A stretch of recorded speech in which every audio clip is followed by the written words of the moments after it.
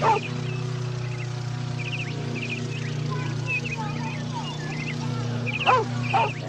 birthday to you. Happy birthday to you. Happy birthday, dear Sissy. The surprise of Sissy Hankshaw is that she did not grow up a neurotic disaster. If you were a small girl in a low-income suburb of Richmond, Virginia, as Sissy was, and your own daddy sometimes makes jokes about you being all thumbs, then you toughen up or you shatter. Happy birthday to you. Did you make a wish? No, and I'm afraid she ain't gonna make much of a brain surgeon either. Hey, she could be a butcher. She could retire in 2 years on the overcharges alone. She might make a hell of a hitchhiker. If she were a boy, you mean? She is, if I may speak frankly, somewhat of a medical oddity. Well, the Lord made them things big for a purpose, although Lord only knows what that might be. Doc, if a young man ever shows up here with ugly fingers, would you please... Dear lady, please remember the words of the painter Paul Gauguin, who said, "The ugly may be beautiful, but the pretty never." I don't suppose that means very much to you. I'm not stupid. There's nothing about your past, present, or future that your hands do not know. And there's nothing about your hands that Madame Zoe does not know. I, Madame Zoe... Jesus fucking Christ! Husband. Is she gonna find a husband?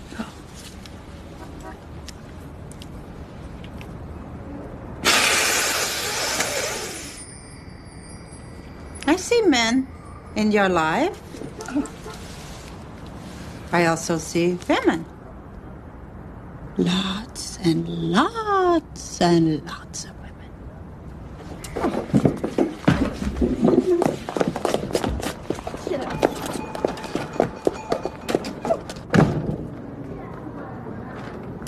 The gods did not choose Sissy Hankshaw for her thumbs per se, but rather for the use that she would make of them. Hitchhiking would become her customary mode of travel. Hitchhiking would become, in fact, her way of life, a calling to which she was literally born. Greater freedom of movement.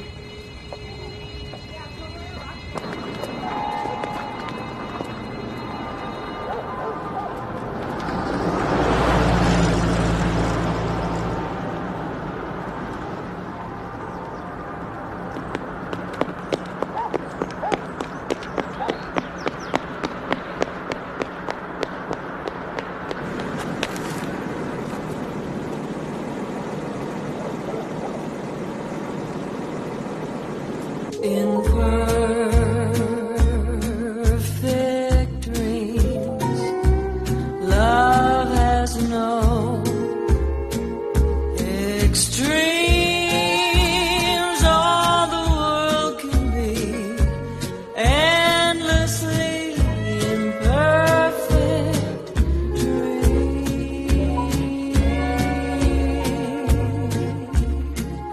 In perfect dreams, you can fly.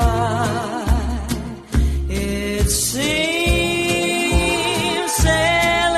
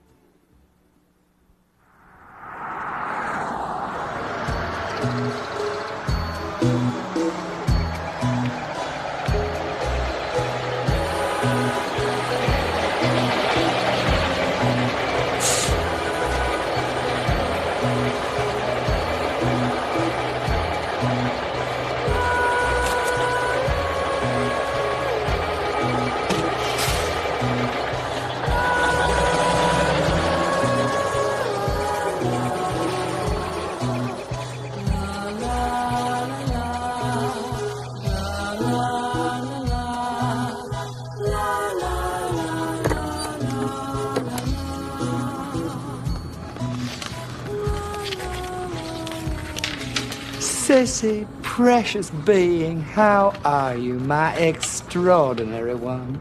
Next time you're near Manhattan, do ring me up. There is a man to whom I simply must introduce you. Thrill, the Countess.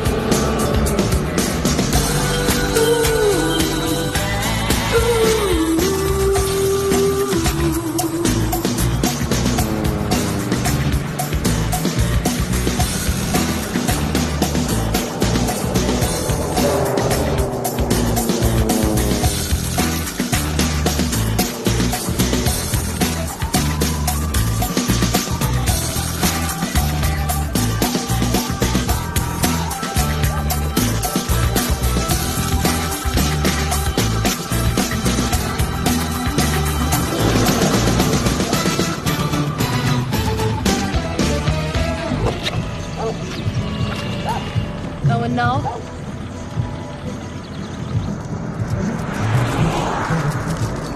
You want some? Thanks. American cheese. It's the king of road food.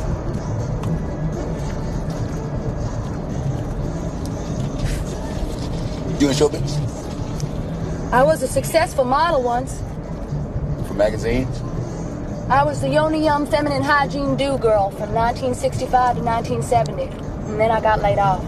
So now you're bumming around? Yep. Hitchhiking? Please don't think me immodest. But I'm really the best. You're the best? Yeah. I am. When I was younger, I hitchhiked 127 hours without stopping. Crossed the continent twice in 6 days, cooled my thumbs in both oceans, and caught rides after midnight on unlighted highways. When I'm really moving so freely, so clearly, so delicately that even the sex maniacs and the cops can only blink and let me pass, then I embody the spirit and the heart of hitchhiking. I have the rhythms of the universe inside me. I'm in a state of grace.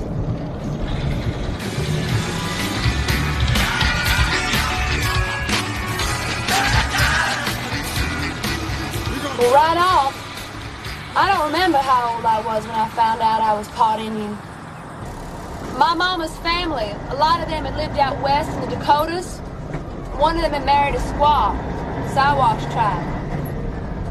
You may say that my pleasure in Indianhood and my passion for car travel might be incongruous, if not mutually exclusive. But after all, first car that ever stopped for me have been named in honor of the great chief of the Ottawa. New York City. Sure is a hell of a town.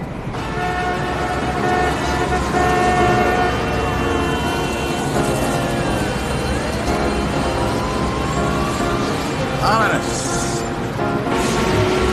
You see this guy? This guy?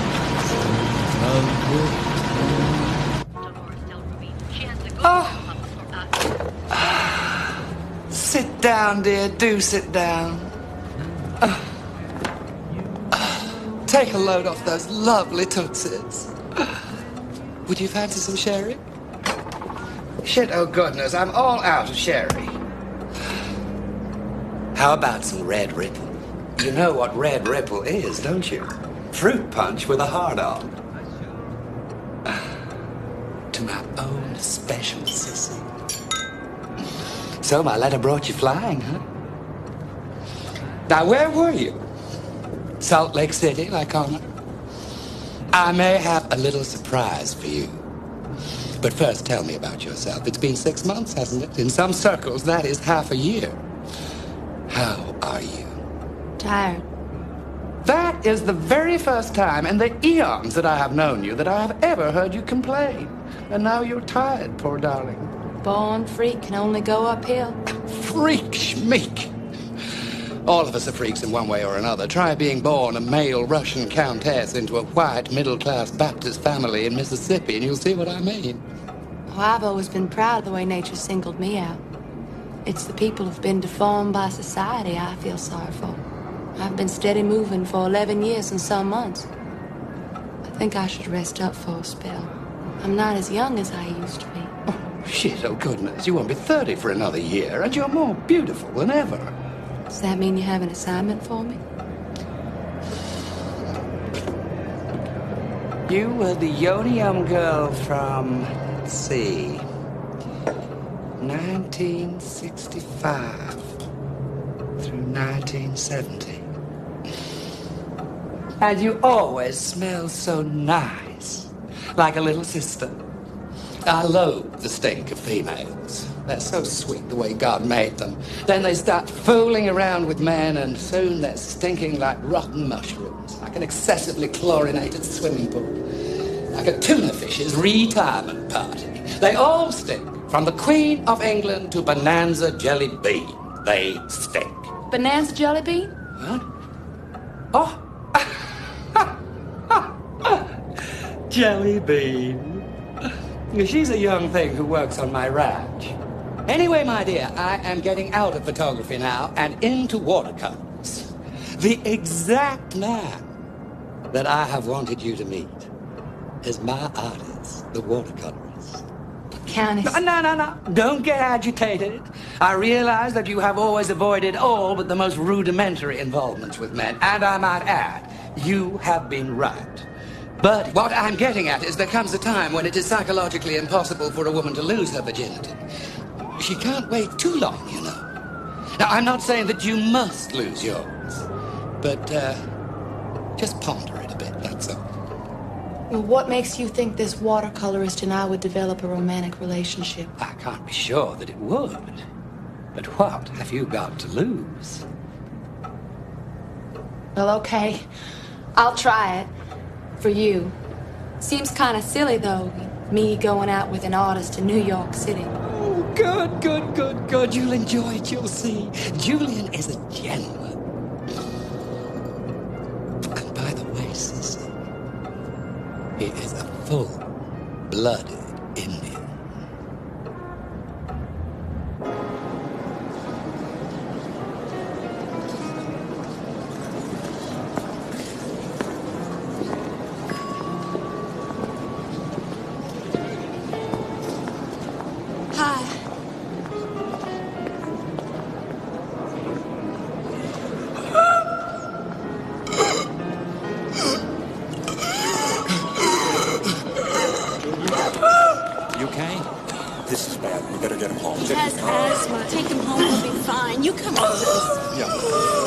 cigarette is not helping. I beg your pardon.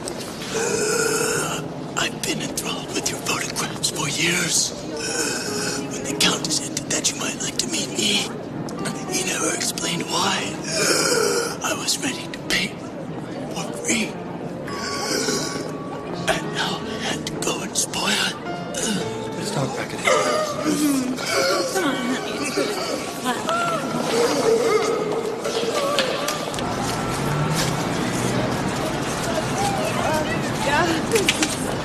Dreadful. It's not your fault. You know, asthma attacks are brought on by emotional stress. Poor Julian, he is just so high-strung. The excitement of meeting you must have upset his chemical balance or something, because, my dear, you are so stunning. Don't be afraid of us, Sissy. Come on. Oh, I've never ridden in a cab before. The whole idea of paying for a ride just makes my thumbs hurt. That is so interesting, but don't worry, dear. It's not nearly as bad as it sounds. Just take a nice seat in the back.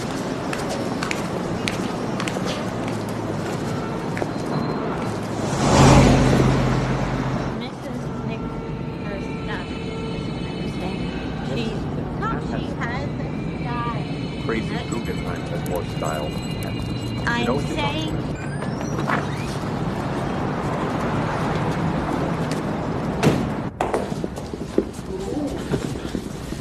Lay him out on the couch. I'll be right back.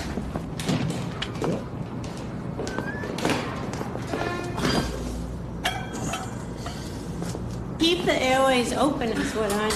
What do you mean? Keep the airways, this.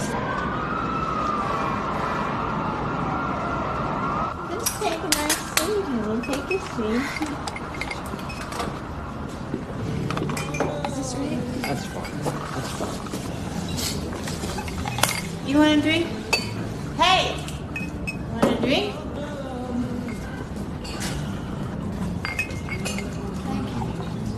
There. I'll beat them bronchial buggers into submission. I was a medic in the Army. Thank you. I really should have gone into medicine instead of publishing. Sometimes, though, I think pushing books is a lot like pushing medicine. Think of books as pills. I have pills to cure ignorance, pills to cure boredom, pills to elevate moods, and pills to open people's eyes to the awful truth. Too bad they don't have a pill for bullshit, is what I say. So, where do you live, Miss Hanshaw? I'm staying with the Countess. I know.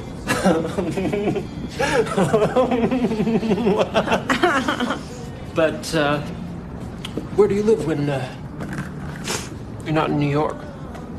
I don't. You don't? I mean, I don't live anywhere in particular. I just keep moving.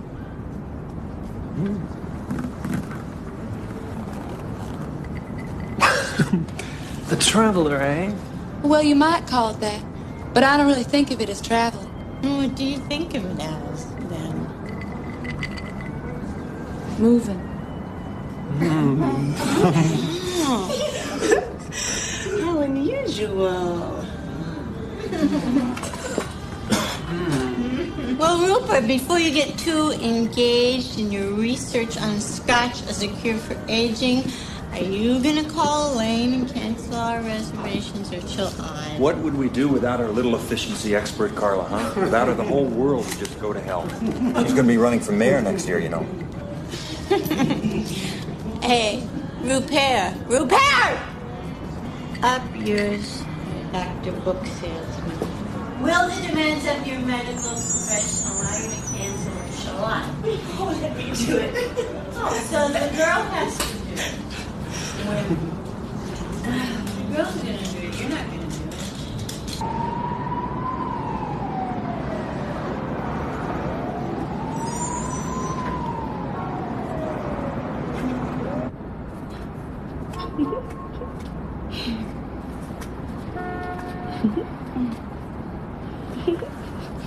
Where are the others? Rupert and Carla had a little hassle and went home. Julian fell asleep. We covered him up. Just thought we should make you comfortable, too. Yes, thanks. Oh. Mine are fuller, but yours are more perfectly shaped. Highly debatable. I'll wager that the exact same size. Yours are large, Marie. But Miss Hankshaw's, Sissy's, are more firm. You'd think they would have started to droop, from not wearing a bra. Howard, what's your manners? You're embarrassing her. Here, Sissy, let me compare.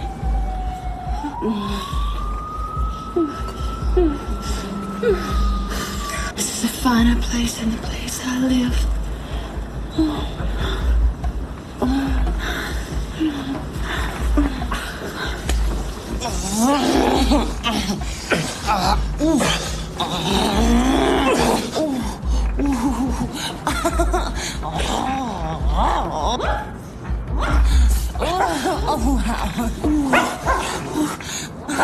Sissy.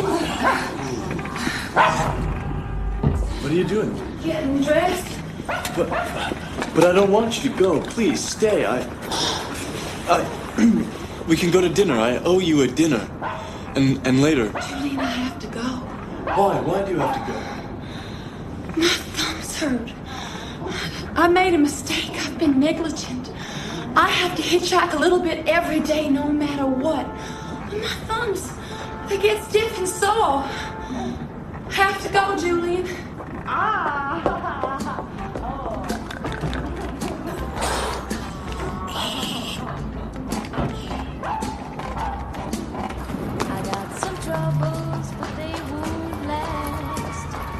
Sissy had crossed the continent 400 times and passed everybody twice. But she'd never seen anything like what she'd just witnessed in Julian's apartment. Turning to the Countesses for an explanation, she received instead another surprise. Sissy, you can desist from wearing pads in those forgotten highways. The Countess has arranged a job for you. And what a job. Job for me? I am once more about to make advertising history. And only you, the original Yoni Umdu could possibly assist me. The Food and Drug Administration said Wednesday, female deodorant sprays may cause such harmful reactions as blisters, burns, and rashes. Although FDA judges that the reported reactions are not sufficient to justify removal of these products from the market, they are sufficient to warrant the proposed mandatory label warnings. Shit, oh dear, it's enough to make me asthmatic. The nerve of those twits. What do they know about female odor? Don't interrupt. Here's my concept. My little ranch out west, it's a beauty ranch. Well, it has a few head of cattle for atmosphere and tax purposes, but it is a beauty ranch. A place where unhappy women, divorcees, and widows mostly can go to lose weight, remove wrinkles, or change their hairstyle, and pretty themselves up for the next disappointment. My ranch is called the Rubber Rose, after the Rubber Rose douchebag, my own invention, and bless its little red bladder is the most popular douchebag in the world. So, get this. It is on the migratory flight path of the whooping crane, the last flock of wild whooping cranes left in existence. Whooping cranes, in case you didn't know it, are noted for their mating dance. Now, picture these birds doing their sex dance on TV, right there on the home screen. Creation's most elaborate sex ritual, but clean and pure enough to suit the Pope. With lovely Sissy Hankshaw in the foreground, her white gown, red hood attached, big feathery sleeves trimmed in black.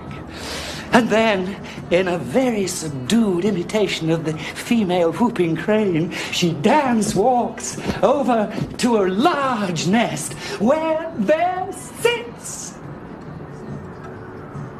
a can of yoni yum and a can of dew. Oh, my very goodness gracious. Grandiose, lyrical, erotic, and Girl Scout oriented. You can't top it.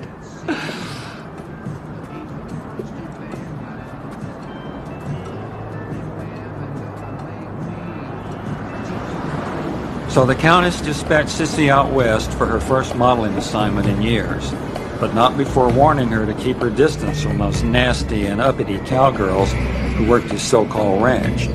He also insisted that she avoid any contact with the alleged holy man who lived on the ridge above the Rubber Rose. Known as the Chink, though apparently he was Japanese-American, he appeared to be one of those berry-picking moon howlers, the kind of old kumquat who might fuck a snake and then write a little poem about it.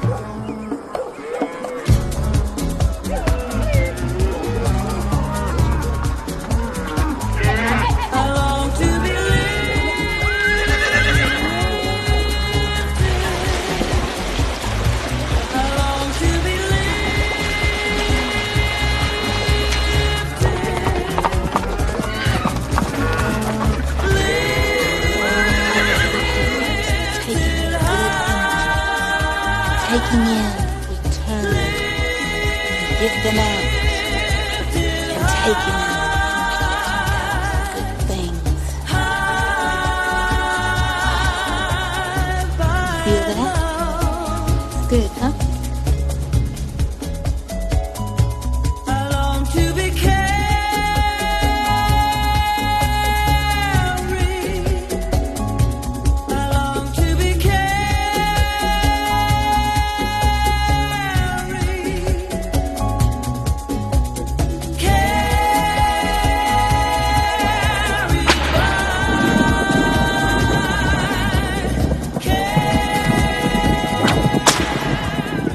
Traveled through the Yucatan with the circus, popping false eyelashes off a trained monkey with my bullwhip. When one night, I ate peyote and had a vision. Knew it to Kami, the mother goddess, came to me on the back of a doe with hummingbirds sipping the tears she was shedding, crying, "Dolores, you must lead my daughters against their natural enemy. You must come to the Rubber Rose Ranch and prepare for your mission." The details of which would be revealed to you in a third vision.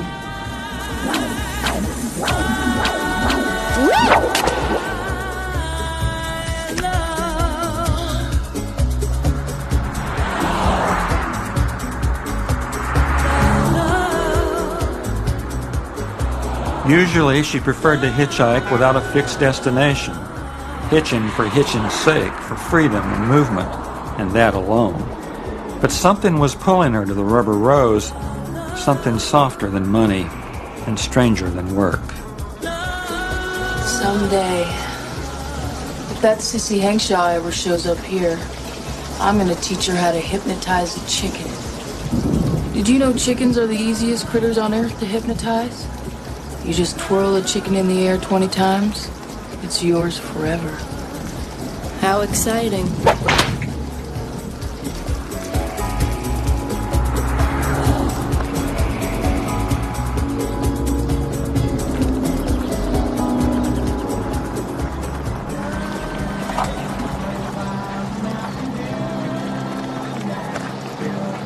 Are you a pilgrim? No, I'm more of an Indian. I think she means, are you gonna go see the Chink? Well, I may and I may not. But seeing him's not my main objective here. You know, that's good, because, you know, he might not see you.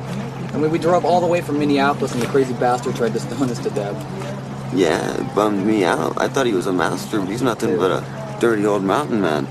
He took out his wanker and shook it at Barbara.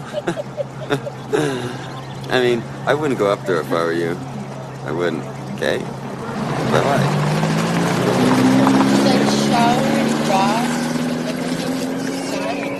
I had a vision that hit me.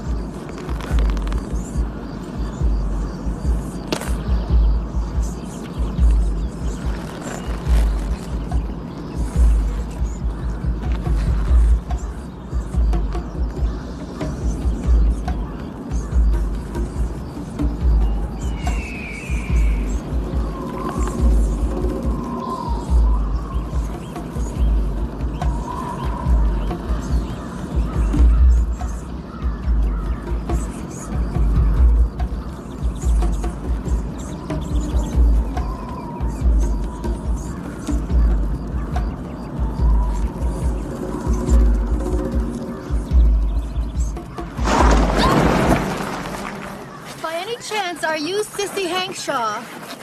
Yes, I am. Well, my goodness, why didn't you telephone? Someone would have driven into Sisters to pick you up. I'm Miss Adrian from the ranch. The Countess wrote me that I should expect you. Oh, get in. You must be exhausted. Donna, help Miss Hankshaw with her luggage.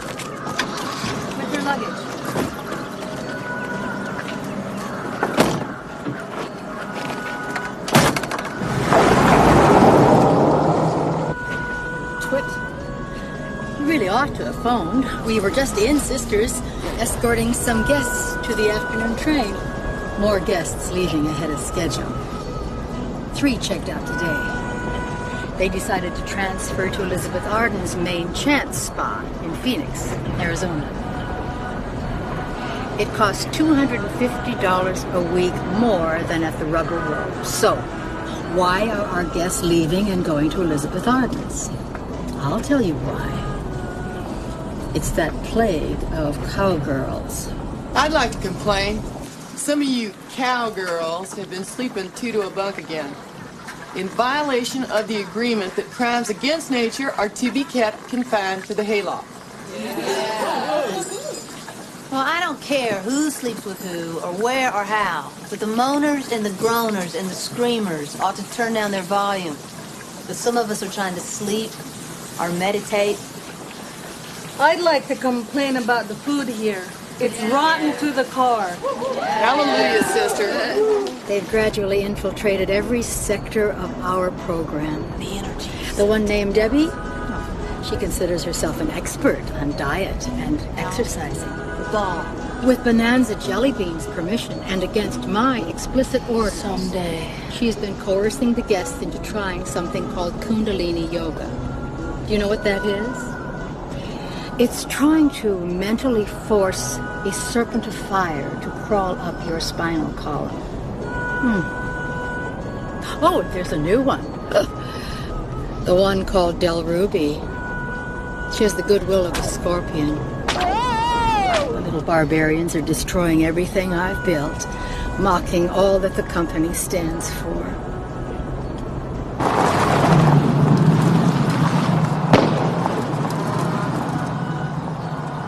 But now that the season is practically over, we operate April through September, and the Countess is finally coming. I'll get those little peckers. Our ranch has all the latest in modern facilities. Attention, ladies. Guests can relax on our veranda or swim in our pool, all in view of spectacular Siwash Ridge. At the Rubber Rose Ranch, we prepare more than 850 low-cal meals per day. Your attention. We have a facial wing. Next to that is the hair barn. We have 15 hair experts from all over the world. Up there is where the fanny flap flies off at a rate of about 675 pounds a day. That's a lot of salted ham, Sissy. Oh, you're gonna make a movie. Hey, give me that. Ladies, as most of you have been informed, one of the fringe benefits of your stay here at the Rubber Rose Ranch is a rare opportunity to get a look at the world's last surviving flock of wild whooping cranes. They stop off here twice a year at that marshy little lake on the north end of the ranch, and you're in luck because even as I speak, the flock's over there right now. Our special guest, Miss Sissy Hankshaw, is with us. Merciful Jesus, they're murdering the guests. Es gibt so viele verschiedene Farben von Erdäpfel hier in Amerika. In Deutschland gibt es nur eine Sorte. Ja. Where are the guests? Where are the guests? Take it easy, lady. They just were over the hill with the Cowgirls. You're Miss Adrian. We gotta talk about that filming. Not now, you fool, not now. Those crazed bitches have led innocent women out and are slaughtering them at this moment. We'll all be killed. Oh. There's a slaughter going on, all right. But it ain't the fat lady. Yeah. Your hired hands are killing the cattle. The cattle? They're killing the cows? That's what they said, Miss Adrian. How dare you slaughter the Countess's cattle? What's a ranch without cows? We're replacing them with goats. The cows are diseased and in pain. We're just putting them out of their misery. According to Miss Bonanza Jellybean, the rubber rose is indicative of the Countess's values.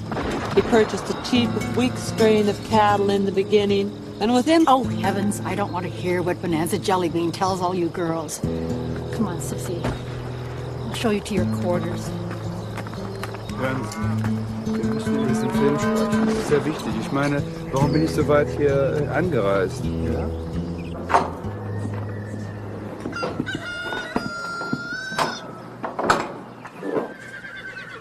Excuse me, miss. Do you care for your breakfast now? Feel a bit hungry.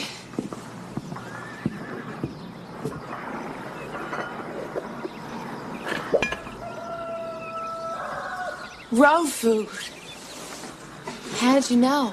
Well, it is a change of the usual grapefruit and Melba toast, I'm sure. Compliments of Bonanza Jellybean. She'll be up to see you directly.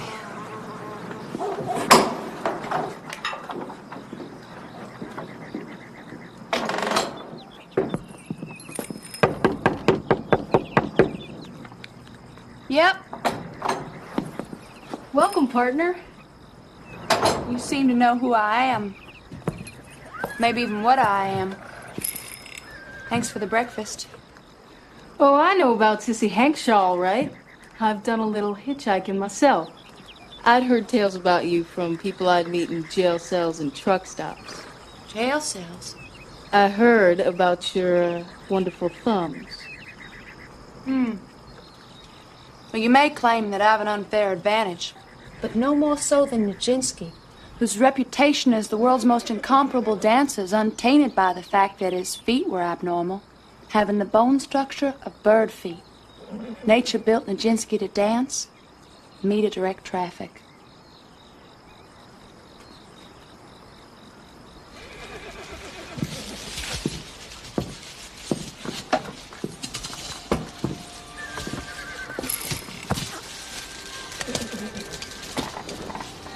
The example of your life has helped me in my struggle to be a cowgirl.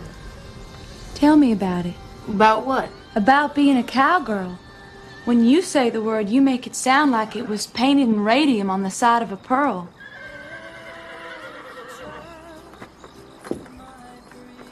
Well, I saw my first cowgirl in a Sears catalog. I was 3. Up until then, I'd only ever heard of cowboys. Years later, my real struggle began. I'd been teased by my classmates for some time about my particular fantasy. Cowgirls exist as an image, a fairly common one. The idea of cowgirls, especially for little girls, prevails in our culture. Therefore, it seems to me that the existence of cowgirls should prevail. I mean, otherwise they're being fooled. Like in the Rodeo Hall of Fame in Oklahoma City, there are just 2 cowgirls. 2. And both of them are trick riders. Trick riding is what cowgirls have almost always done in rodeo. Our society sure likes to see its unconventional women do tricks. That's what prostitutes call it. You know, tricking. Did you know that cowgirls have been around for many centuries? Long before America. In ancient India, the care of cattle was always left up to these young women they called gopis. Now, being alone with the cows all the time, these gopis got awfully horny, just like we do here. Each gopi was in love with Krishna, a good-looking hunk of a god who played the flute like it was going out of style. And when the moon was full, this Krishna would play his flute by the river and call the gopis to him.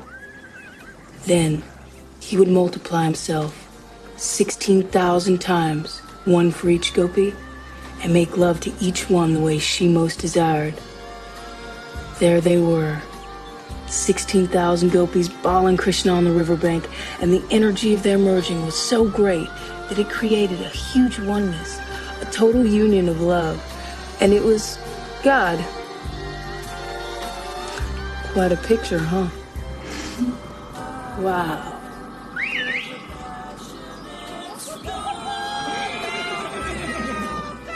Well, that couldn't be Krishna, could it? bit shrill for a flute, just our rotten luck. Well, I gotta run. Dolores says I'm needed. Somebody's here. Maybe it's the Countess.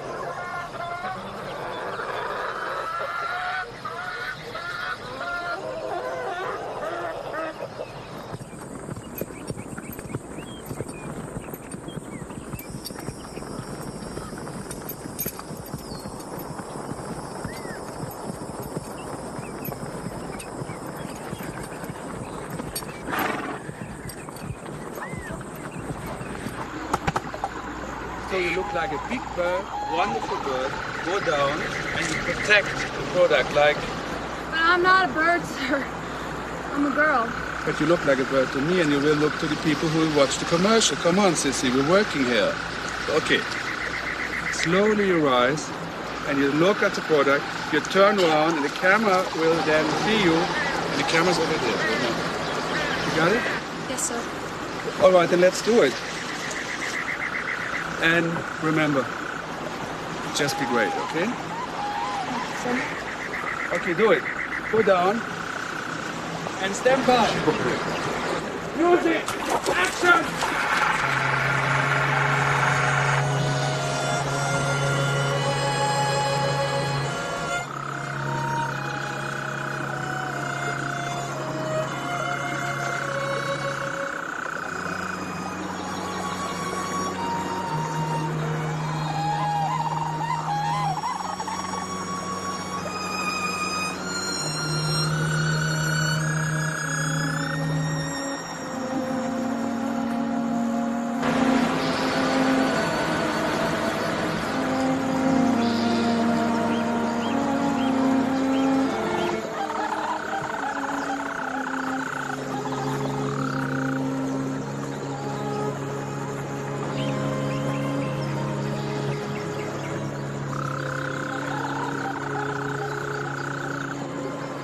Cut! We do it again.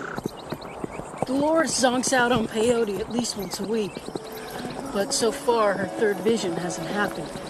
Nuitakame, the mother goddess, it seems has not gotten back in touch with her yet. Meanwhile, she and Debbie are rivaling each other like a couple of crosstown high schools.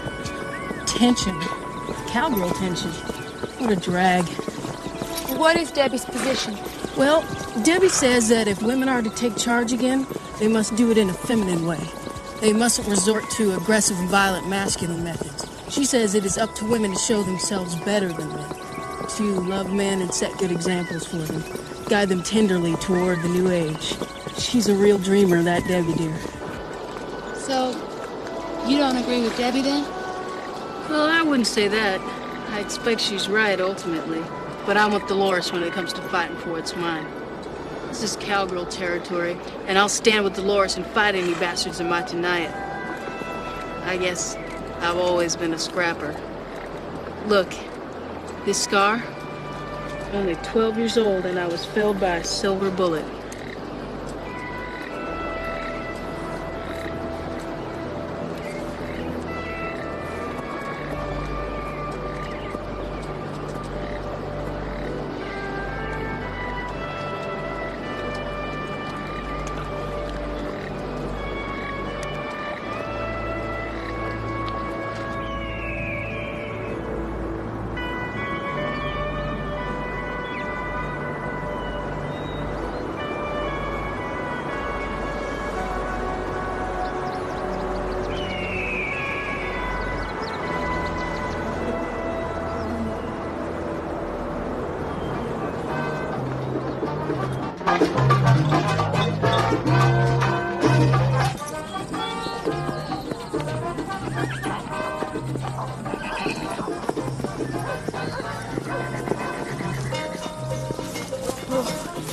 Here. Look at him. Reverse has a pink pickle. Well, he's in a snit. He wants to see you after the barbecue. Oh, really? Well, why don't you go ahead and get the girls, because he's going to see me right now. Right.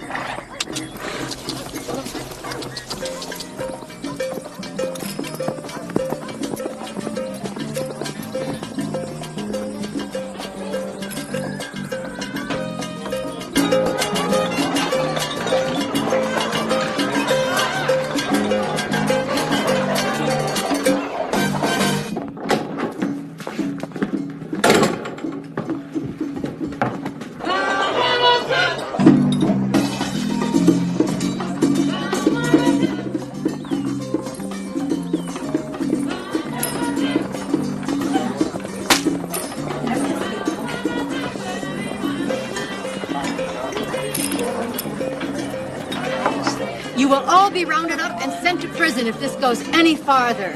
This is not your ranch. You pathetic little cutesy poos. You actually believe that this exhibition of childlike melodrama is advancing the cause of freedom? Yes! You owe us. This here ranch is token payment to your disgusting exploitation. That's right! That's right! Then take it.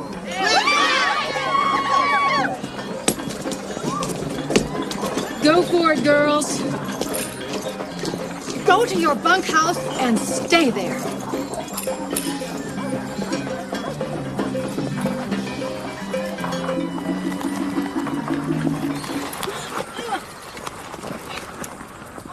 Better reach for your spray cans.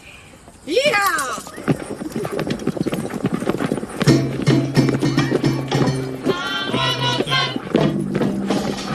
Not one of these pussies been lost in a week. Yeah, smell this!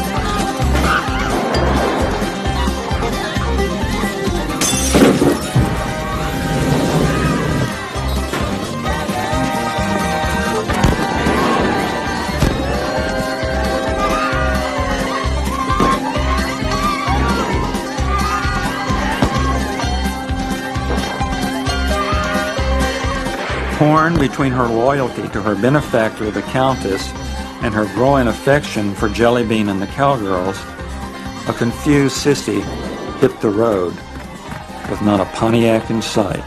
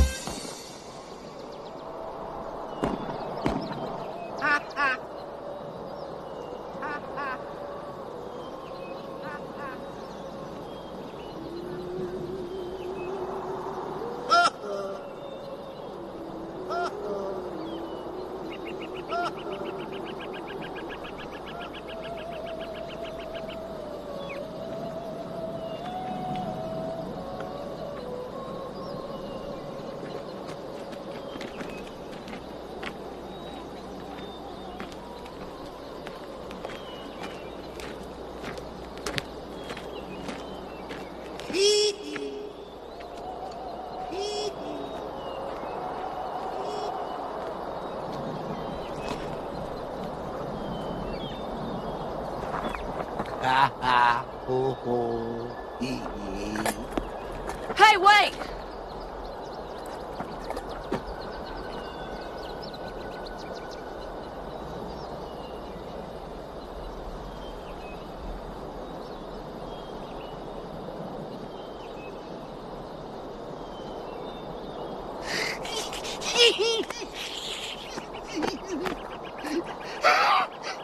Come on, baby, I'll make you supper.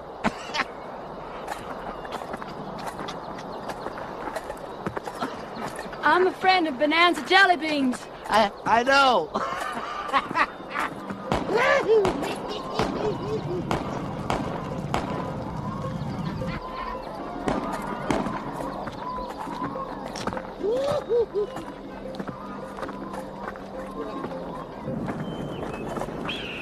There's been some trouble on the ranch, you know.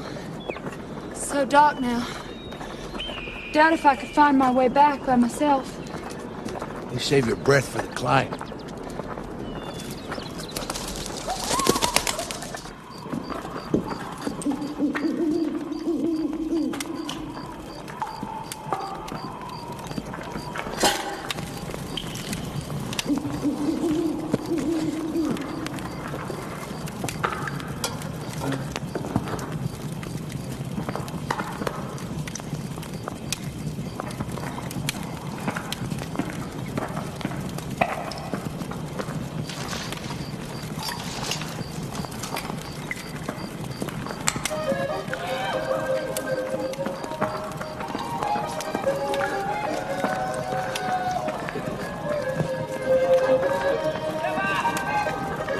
I don't know how to poke. Me neither.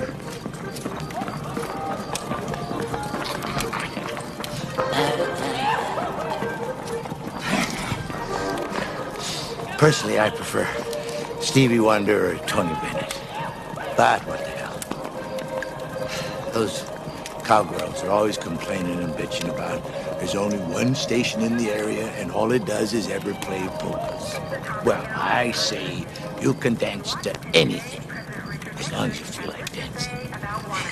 I pledge to you tonight from this office that I will do everything in my power to ensure that the guilty are brought to justice and that such abuses are purged from our political processes in the years to come, long after I have left this office. Some people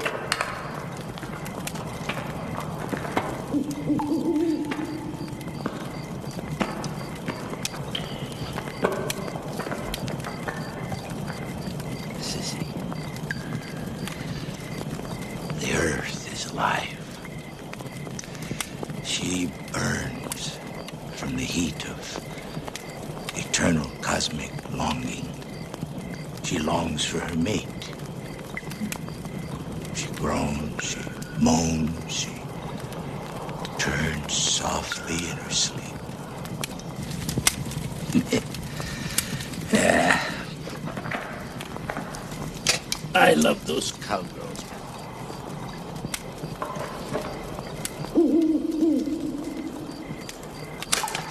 But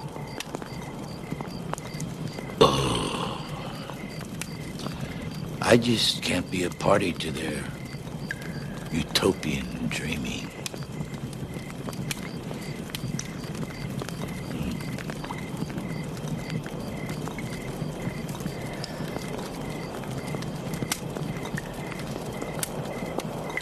What do you believe in, then?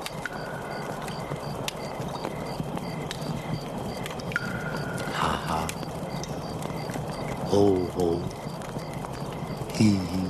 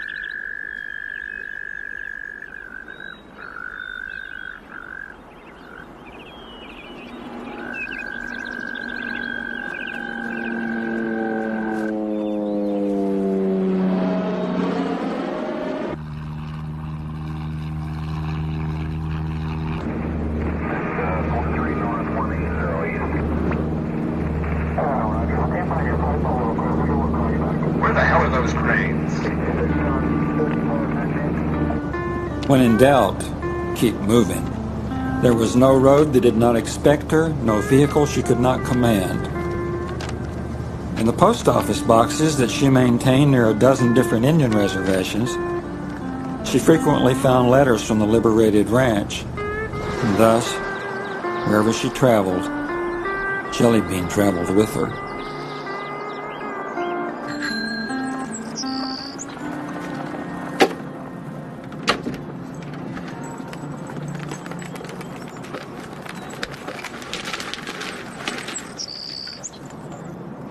Sissy, don't act dumb with me.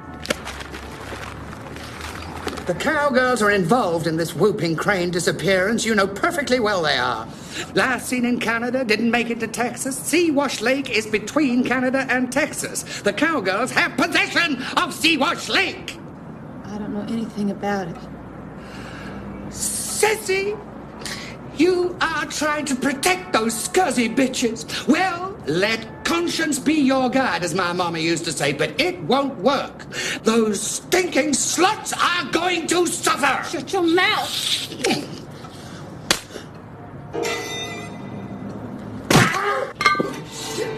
Oh, dear.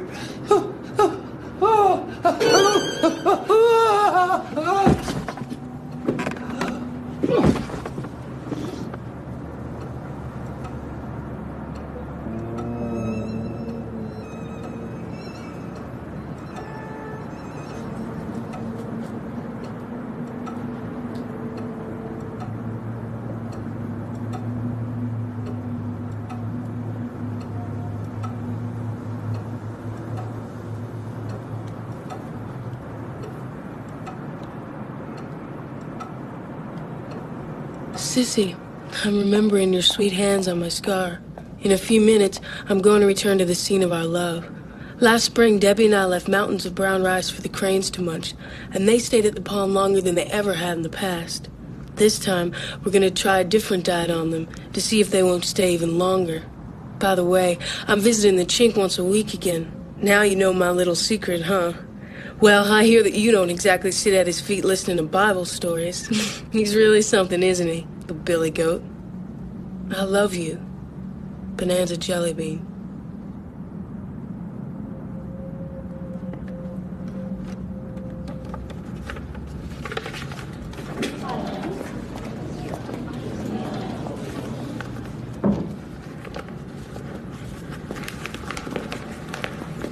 Well, he's not out of danger, but I think we can safely say he's going to make it. Now, I'd be pretty surprised if he didn't. However, there is evidence of injury to the frontal lobe, and I have reason to fear that this injury may be permanent. Brain damage? You mean he's gonna be a vegetable? Vegetable? No, I wouldn't say that. We won't know the extent of the injury for some days. But there is a genuine possibility of severe and lasting behavioral defects. I wouldn't classify it in the vegetable category, however. Thumbs that not once in a lifetime had been raised in anger, that had often known bliss but never violence, that were wound round with artistic skill and athletic glory, now had been reduced to the status of weapons. A sorrowful sissy had her thumbs transport her to the one person she knew who might disarm her, or should we say, disthumb her.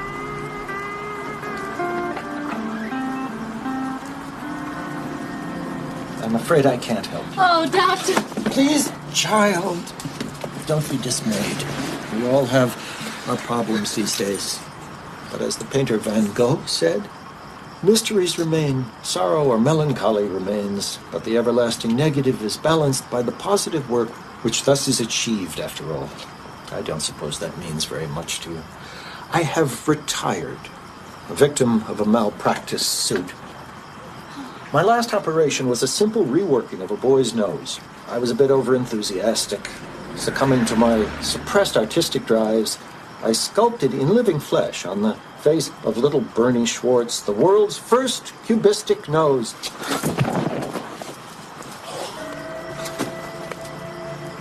Ah, the thumb! The thumb, the thumb, the thumb. The thumb, the thumb, the thumb. One of evolution's most ingenious inventions. A built-in tool sensitive to texture, contour, and temperature. An alchemical lever. The secret key to technology. The link between the mind and art. A humanizing device. The marmoset and the lemur are thumbless. None of the New World monkeys has opposable thumbs. The spider monkey's thumbs are absent or reduced to a tiny tubercle. The thumbs of the pato are set at an angle of 180 degrees to the other digits. And so, you are demanding at last the privileges of thumb that nature has perversely denied you? I just want to be normal, Doctor. Give me that old-fashioned normality. It was good enough for Crazy Horse, and it's good enough for me. Ah, yes. Very well, my dear. Here's what we can do.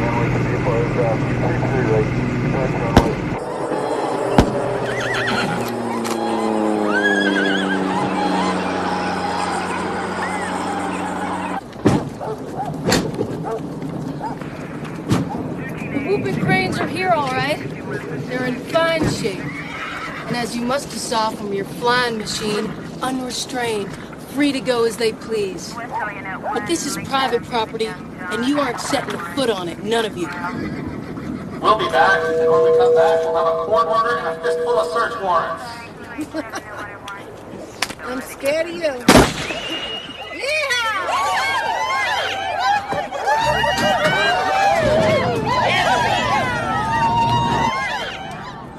It will be my extreme pleasure to report to the President, who has been gravely concerned about the fate of our whooping cranes, and to the Interior Secretary and the American people, that the entire flock of cranes is indeed at Siwash Lake and in apparently healthy condition. The cranes have built brooding nests around the entire circumference of the lake and have hatched chicks there.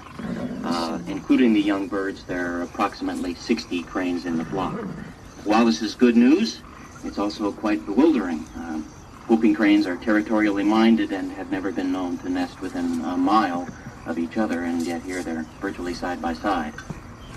The whooping crane has been driven to the edge of extinction by an aggressive, brutal, patriarchal system intent on subduing the earth and establishing its dominion over all things. In the name of God the Father, law, order, and economic progress. For men, the whooping crane has received neither love nor respect. Men have drained the crane's marshes, stolen its eggs, invaded its privacy, polluted its food, blown it apart with buckshot. Obviously, a patriarchal society does not deserve anything as grand and beautiful and wild and free as the whooping crane. You men have failed in your duty to the crane. Now it is women's turn. The cranes are in our charge now. We will protect them as long as they still require protection, while working toward a day when the creatures of this earth no longer have to suffer man's egoism, insensitivity, and greed. We refuse your order. We say, take your order and shove it. It's Jellybean. Birds staying with us. Get lost, Mac. I pinned myself against the wall, stationed like a horse in stall, just wishing they might call me yard. There I hung in the hall, collecting dust. That's all I needed to do. While in the corner, quite of size, he sits talking whiskey wise, hoping to throw me off. But no matter how he tries, I'll just look him in the eye. That's all that I need to do. That's all it took to see I was wasting time. That's all it took to see I was walking the line. I'm gonna run high as can be. I'll look behind and see them following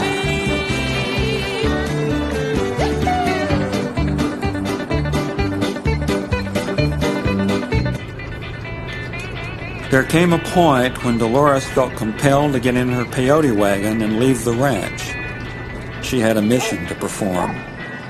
The Cowgirls protested that it was much too dangerous, but they knew better than to try to interfere. Unfortunately, there were federal agents who had no such qualms.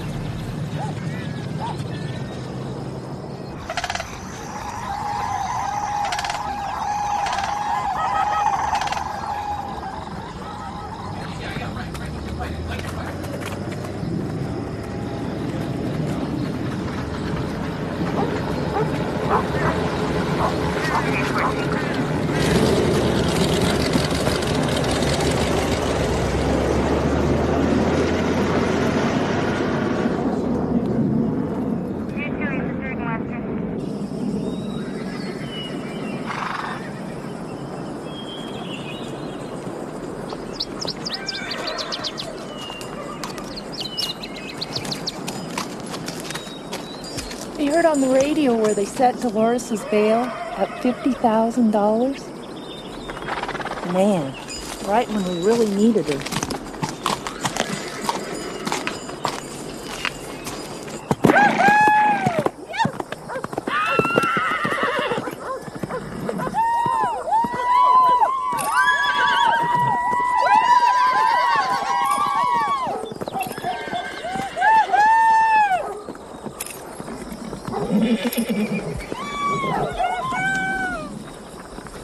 Let's celebrate!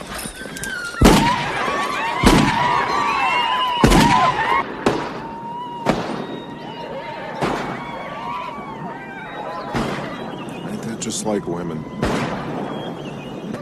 Looks like every time we get together, things are in a mess. So be it. It's pretty serious this time, though, huh? All these guns. You actually prepared to kill and die for whooping cranes? Hell no. The cranes are wonderful, but I'm not in this for whooping cranes. I'm in it for cowgirls. If we cowgirls give in to authority on this crane issue, then cowgirls become just another compromise. I want a finer fate than that for me and every other cowgirl. Better no cowgirls at all than cowgirls compromised. How did this business get started, anyhow? And why are the birds nesting here? You were aware we were feeding them, weren't you? We fed them brown rice. They stayed over a couple of extra days. Then we decided to try something different. We mixed our brown rice with fish meal. Whoopers love seafood. Then Dolores suggested another ingredient. We think that's what did the trick. You mean peyote? That drug? Oh, come off it, sissy. What do you mean drugged? Every living thing is a chemical composition, and anything that is added to it changes that composition. If you eat a cheeseburger or Three Musketeers bar, it changes your body chemistry. The kind of food you eat, the kind of air you breathe can change your mental state. Does that mean you're drugged? No, I guess not. Drugged is a stupid word. But the peyote is obviously affecting their brains. It's made them break a migratory pattern that goes back thousands of years. The way I see it, the peyote mellowed them out, made them less uptight. They were afraid. The humans and bad weather. That's why they migrated and kept to themselves. Peyote has enlightened them. It's taught them there's nothing to fear but fear itself. Now they're digging life and letting the bad vibes slide on. Don't worry. Be happy. Be here now. This here discussion is destined to become academic. Because we've got less than half a bag of peyote buttons left, and Dolores' run ended up in the sisters' jail. So any day now, we'll get a chance to see how the Whoopers behave when they come down. But in the meantime, I'd like to say this about fear. Judge Greenfield, at the request of the ACLU, has granted a 48-hour extension of the deadline by which the Rubber Rose Cowgirls must comply with his order. Negotiations between the Cowgirls and the government are expected to follow. Another item in, the forewoman of the Rubber Rose Ranch, Dolores Del Ruby, is now free on bond. After having been arrested in Sisters with more than 50 pounds of peyote buttons. Her bail has been paid by the owner of the besieged ranch, Countess Products, Inc. Miss Del Ruby's bail having come from the tycoon's personal advisor, a certain Dr. Robbins of New York City. Dr. Robbins?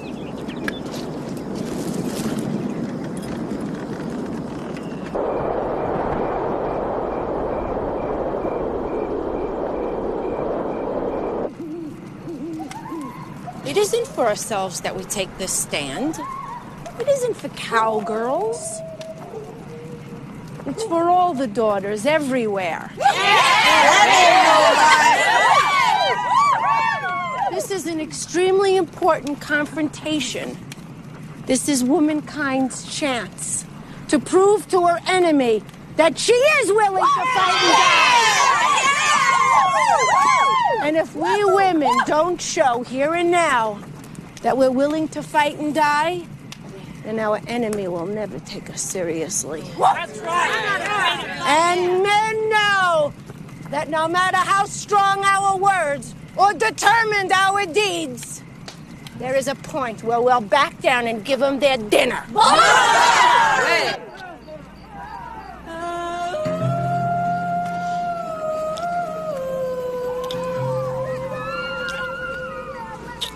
I love you. Every time I tell you I love you, you flinch. That's your problem. If I flinch when you say you love me, it's both our problems. My confusion becomes your confusion. Students confuse teachers. Patients confuse psychiatrists.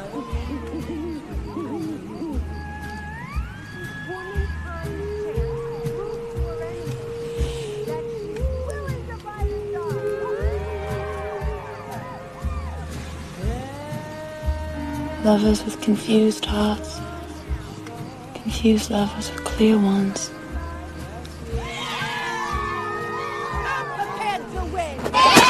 Victory for every female, living or dead, who has suffered under the temporary defeat of masculine insensitivity to their inner lives. I'll fight the bastards. I'll fight them with bean gas if necessary.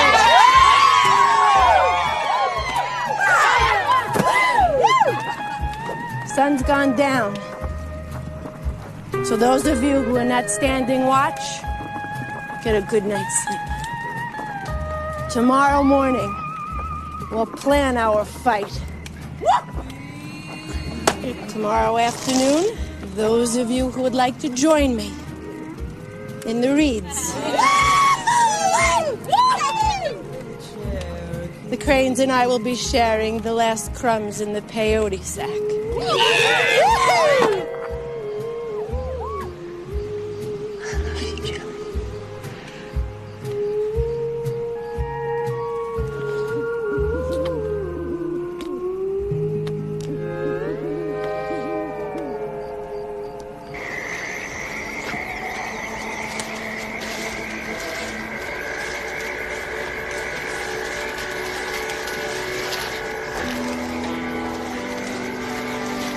Lost in a psychedelic trance, Dolores, queen of the whooping crane rustlers, wandered among the nest of those great birds who would rather go extinct than change their lives to suit the ways of men.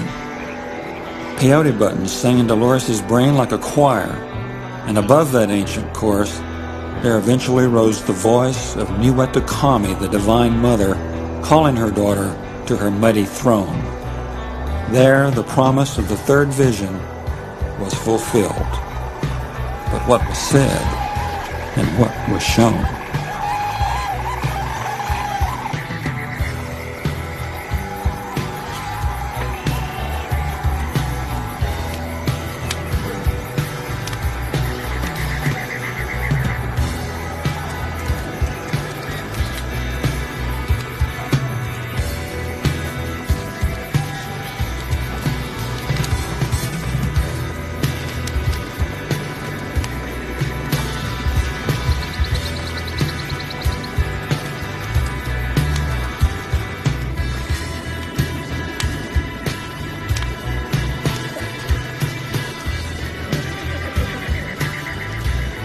It is women's mission to destroy as well as it is to give birth.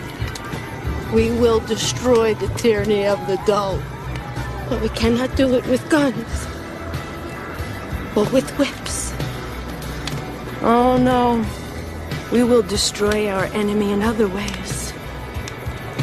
The Peyote Mother has promised the fourth vision, but it won't come to me alone. It'll come to each of you. Every cowgirl in the land. But first, we have to end all this business with the government and the Cranes. It's been positive and fruitful, but it's gone on far enough. Playfulness ceases to have a serious purpose when it takes itself too seriously.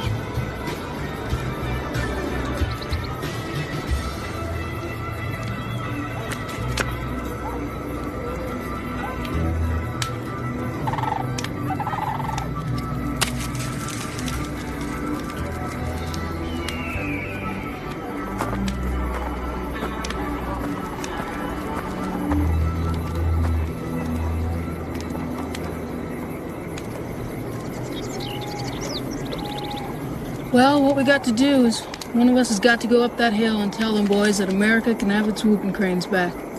Now, since I'm the boss here and since I'm responsible for a lot of you choosing to be cowgirls in the first place, it's gonna be me that goes. But no buts about it.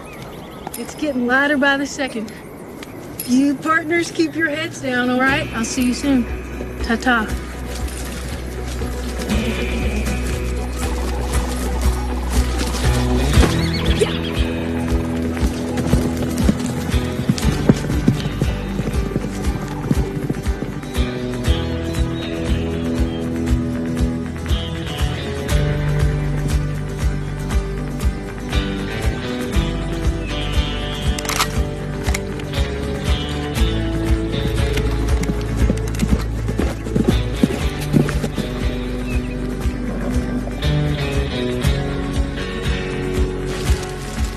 Better get rid of these. They give those Greenwood dudes a fright. She's gonna fire. Shit! Shit! Hey, no! You got 2 minutes to come out with your hands up.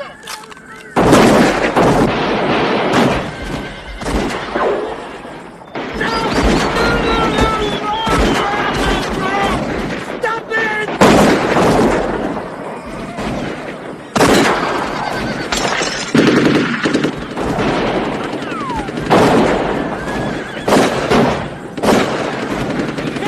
You bastard!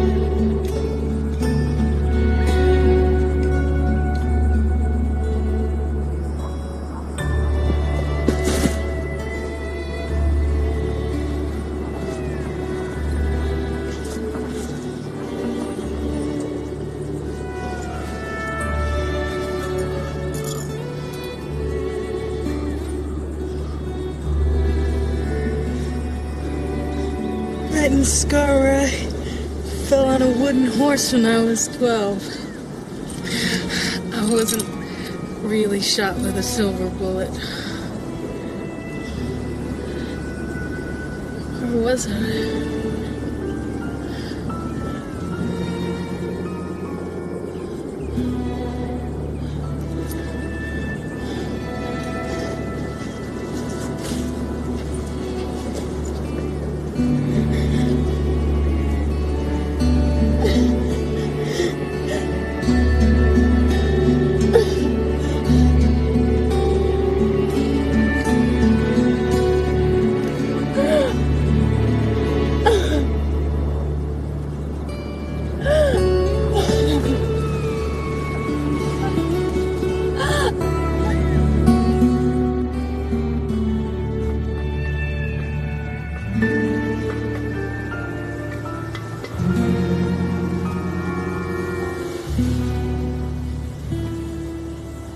You know, partners, you can tune a guitar, but you can't tune a fish.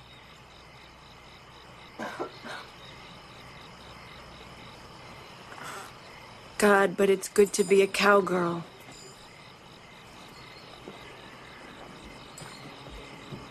Happy trails to you until we meet again. Happy trails to you, our dear departed friend. When we meet on there, where pastures never end. Happy trails to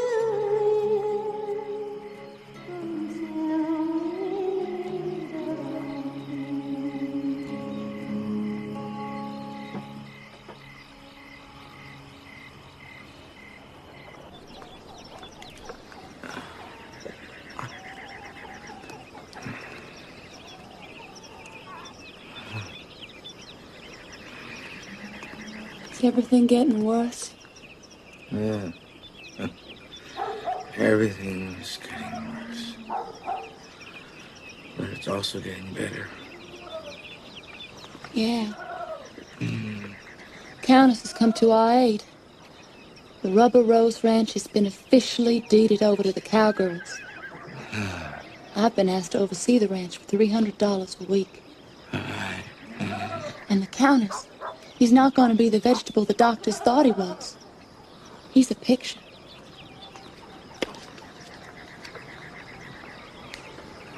There he is.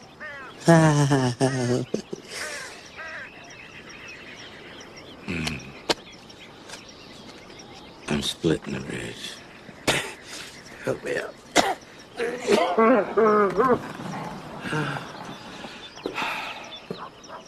Look, the westbound choo-choo's out of here at 1:40. I'm on it. You drive me in the station.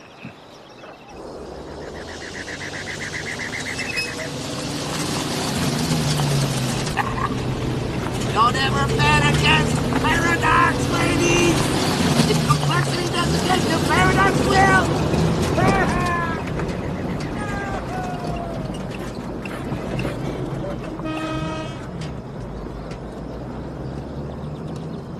The brown paper bag is the only thing civilized man has produced that does not seem out of place in nature. Crumpled into a wad of wrinkles like the fossilized brain of a dryad, blending with rock and vegetation as if it were a burrowing owl's doormat or a jackrabbit's underwear, a number 8 craft paper bag lay discarded in the Oregon hills and appeared to live where it lay. Once, long ago, it had borne a package of buns and a jar of mustard to a kitchenette rendezvous with a fried hamburger. Most recently, the bag had held love letters. As a hole in an oak hides a squirrel's family jewels, the bag had hidden love letters in the bottom of a bunkhouse trunk. Then, one day after work, the lanky filly to whom the letters were addressed gathered bag and contents under her arm, slipped out to the corral, past ranch hands pitching horseshoes and ranch hands flying Tibetan kites, saddled up and trotted into the hills. A mile or so from the bunkhouse, she dismounted and built a small fire. She fed the fire letters, one by one, the way her girlfriend had once fed her French fries. As words such as sweetheart and honey britches and forever and always burned away, the cowgirl squirted a few fat tears. Her eyes were so misty, she forgot to burn the bag.